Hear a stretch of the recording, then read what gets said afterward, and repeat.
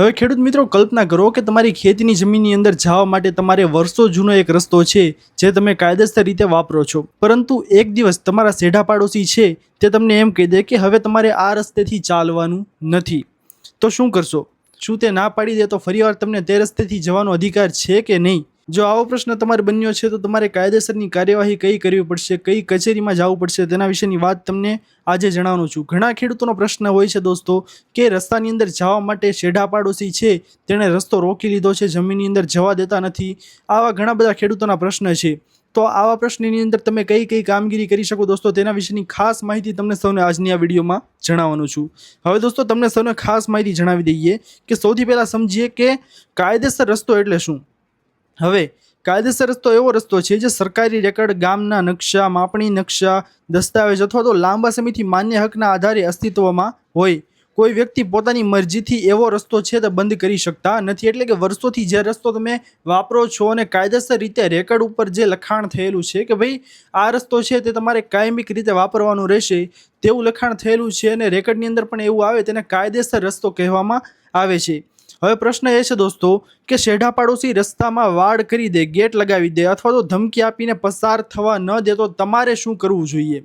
કાયદેસર રીતે તમે રસ્તો છે તમારો, તમને શેઢા પાડોશી કોઈક જે તમારા જૂના શેઢા પાડોશી હતા એ તો બિચારા તમને વાપરવા દેતા, જવા દેતા રસ્તેથી. તે હવે નવા કોઈ વ્યક્તિએ તે ખેતીની જમીન ખરીદી લીધી અને ત્યાં ગેટ બનાવી નાખ્યો, આડી પાળી કરી નાખી અને એમ તમને કહી દીધું કે હવે તમારે આ રસ્તેથી હાલવાનું નથી, તો તમે શું કરી શકો? એવું વસ્તુ શું કરી શકો? કઈ કચેરીમાં જઈ શકો? હવે દોસ્તો તમારે શું કરવાનું છે? સૌથી પહેલાં ઝઘડો તો તમારે કરવાનો જ નથી. સાવ તમારે મારામારી કે માથાકૂટ કેવી તેવી કાંઈ વસ્તુ કરવાની નથી. કાયદો પોતાના હાથમાં લેવાને બદલે પુરાવા ભેગા કરો. પુરાવા તમારે કયા કયા ભેગા કરવાના રહેશે તેના વિશે પણ તમને વાત કરીએ દોસ્તો. તો તમારી પાસે 7/8 તમારા જે ખેતીની જમીનના, ત્યારબાદ ગામનો નકશો, માપણીનો નકશો, દસ્તાવેજ અથવા રસ્તા દર્શાવતા અન્ય રેકર્ડ હોય તો તેની નકલ સાથે તમારે રાખવાની રહેશે. રસ્તાનો ફોટો અથવા તો વિડીયો પણ સાથે તમે રાખી લો કે ક્યાંથી કઈ રીતે રસ્તો છે તે તમારે આવેલો છે, બરોબર? હવે બીજું પગલું તમારે શું કરવાનું છે દોસ્તો, તો સંબંધિત તલાટી, સર્કલ અધિકારી અથવા તો મામલતદાર સમક્ષ તમારે લેખિતમાં અરજી કરવાની રહેશે. સૌથી પહેલું સ્ટેપ છે દોસ્તો. જો આ લેખિતમાં જ પતી જાય તો તમારે આગળ વધવાનું જ નથી. તો સૌથી પહેલો સ્ટેપ છે તમારે કે આ જગ્યાએ તમારે લેખિતમાં અરજી કરવાની રહેશે. સર્કલ અધિકારી પાસે, મામલતદાર કચેરીમાં અને સંબંધિત તમારા ગામના જે કોઈ પણ તલાટી મંત્રી હોય તેમાં તમારે અરજી કરવાની રહેશે. અરજીમાં તમારે સ્પષ્ટપણે લખવાનું રહેશે કે કાયદેસર રસ્તામાં અવરોધ કરવામાં આવ્યો છે, એટલે કે તમને ત્યાંથી ચાલવા દેતા નથી, ત્યાં આડશ કરી દેવામાં આવી છે અને રસ્તો તમારો છે તે બંધ કરી દીધો છે, બરોબર? હવે સ્થળ અને તપાસ કરવા વિનંતી, તેવું તમારે અંદર લખવાનું રહેશે અરજીમાં. જો રસ્તાના સ્થાન અંગે વિવાદ હોય તો જમીનની સત્તાવાર માપણી તમારે કરાવવાની રહેશે. કાયદેસર સરકારી માપણી તમારે કરાવવાની રહેશે કે ભાઈ ખરેખર રસ્તો છે તે શેઢા પાડોશીના અંડરમાં આવે છે કે નહીં, કે પછી આમને તેણે ધાક ધમકી કરીને પોતે રસ્તો વાળી લીધો છે, બરોબર? તેનું ખેતર તેની અંદર જમીનની અંદર લાગુ પડે છે કે નહીં, તેમાંથી કાઢેલો છે કે નહીં. અને બીજી વસ્તુ કે તમારા દસ્તાવેજ, જો તમે તે જમીન લીધી હોય તો દસ્તાવેજ અથવા તો તે શેઢા પાડોશીના દસ્તાવેજમાં ટાંક તો ક્યાંક મારેલી જ હોય કે ભાઈ આ વ્યક્તિને ચાલવા દેવાનું છે, બરોબર? તેથી કરીને જે દસ્તાવેજ હોય તે પણ તમારે સાથે ભેગા કરવાના રહેશે. સાથે દોસ્તો તમને સૌને જણાવી દઈએ કે જો રસ્તાના સ્થાન અંગે વિવાદ હોય તે માપણી કરાવી શકે છે. સ્થાન અંગે કોઈ વિવાદ હોય, માપણી પછી સ્પષ્ટ થઈ જશે કે રસ્તો ક્યાંથી જાય છે અને કોણ ગેરકાયદેસર રીતે અવરોધ કરે છે. જો આ પછી પણ સમસ્યા ઉકેલાતી ન હોય તો સિવિલ કોર્ટમાં હકના રસ્તા માટે દાવો પણ તમે દાખલ કરી શકો છો.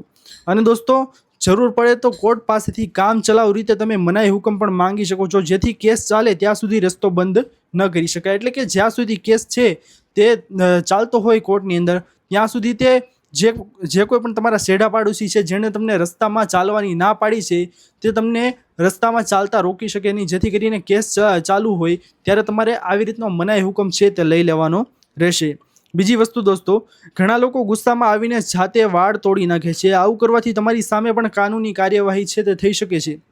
એટલા માટે આ વસ્તુ તમારે સહેજે કરવાની નથી કે ભાઈ ગુસ્સામાં આવીને તમારે ત્યાં તૂટભાંગ કરી નાખવાની. તેથી હંમેશા કાયદેસર રીતે માર્ગ અપનાવો. કોઈ પણ જાતનું તમે બાજશો તે વ્યક્તિ સાથે તો તમારા પ્રશ્નનો ઉકેલ છે તે આવશે નહીં. એક મહત્વની વાત તમે સાથે યાદ રાખજો દોસ્તો કે માત્ર મૌખિક રીતે આ રસ્તો અમારો છે એમ કહેવાથી અધિકાર છે તે તમારે સાબિત થતો નથી. તમારે દસ્તાવેજી પુરાવા અને કાનૂની હકીકતો ખૂબ જ મહત્વની હોય છે. એટલે કે તમારે કાનૂની રસ્તો છે તે તમારે અપનાવવો પડશે. કાયદેસર રીતે તમારે ચાલવું પડશે. જેટલી મેં વસ્તુ તમને ભેગી કરવાની કીધી તેટલી વસ્તુ તમારે ભેગી કરવાની રહેશે. સાથે સાથે દોસ્તો દસ્તાવેજની અંદર પણ ચેક કરી લેવાનું રહેશે, જેમાં દસ્તાવેજની અંદર કદાચ લખવામાં આવેલું હોય કે ભાઈ આ વ્યક્તિને હાલચાલનો રસ્તો આવેલો છે, અથવા તો તમે શું કરી શકો દોસ્તો કે જે કોઈ પણ વ્યક્તિ જે બાજુના ખેતરવાળા શેઢા પાડોશી છે જેણે તમને આવવા જવાનું રોક્યું છે કે ભાઈ આ રસ્તેથી તમારે ચાલવાનું નથી, તો રેકર્ડ ઉપરથી તેમનો દસ્તાવેજ છે એણે જો વેચાણથી લીધું હોય તો રેકર્ડ ઉપરથી તેમનો દસ્તાવેજ છે તો તમે શોધીને કાઢો કે ભાઈ આ દસ્તાવેજની અંદર લખેલું છે કે નહીં રસ્તા અંગે, તે તમારે પણ ચેક કરવાનું રહેશે. બીજી વસ્તુ દોસ્તો, આ ખૂબ જ મહત્વની વાત છે કે જો સામેનો પક્ષ ધમકી આપે, મારામારી કરે અથવા તો શાંતિ ભંગ કરવાની સ્થિતિ ઊભી કરે તો પોલીસને જાણ કરવી પણ યોગ્ય છે. પોલીસને જાણ કરવી તમારે જરૂરી છે, પરંતુ રસ્તાનો અંતિમ હક કોનો છે તે પ્રશ્ન સામાન્ય રીતે યોગ્ય કાનૂની પ્રક્રિયા અથવા તો સિવિલ કોર્ટ દ્વારા નક્કી થઈ શકે છે, જેથી કરીને તમારે કોઈ બાધ્યા બોલ્યા વગર તમારે કાનૂની રસ્તો છે તે તમારે અપનાવવાનો છે.